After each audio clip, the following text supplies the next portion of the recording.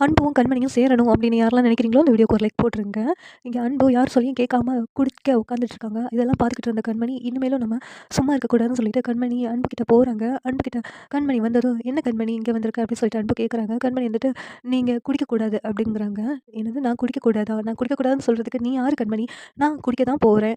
என் உடம்பு மேல அக்கறை படுறதுக்கு நீ யாரு?" அப்படின்னு அன்பு கேட்குறாங்க. உடனே கண்மணி இருந்துட்டு, "நான் யாரா? நான் தான் உங்க பொண்டாட்டி. நான் கேட்காம வேற யார் கேட்பா? நீங்க இப்படி குடிச்சீங்கன்னா உங்க உடம்பு என்ன ஆகுறது? மாத்திரை சாப்பிடாம நீங்க பாட்டுல ஸ்வீட்ஸு அது இதுன்னு சாப்பிட்டுட்டு இருக்கீங்க. இதெல்லாம் உங்க உடம்புக்கு ரொம்ப நல்லதுன்னு நினைச்சிட்டு இருக்கீங்களா?"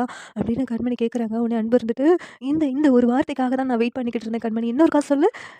இப்படிலாம் நான் பண்ணக்கூடாதுன்னு சொல்றதுக்காக என்ன கண்டிக்கிறதுக்கு வேற யார் இருக்கா உன்ன விட்டா? அப்படின்னு சொல்லிட்டு அன்பு சொல்றாங்க. "இன்னொருக்கா எனக்காக சொல்லு கண்மணி" அப்படிங்கிறாங்க.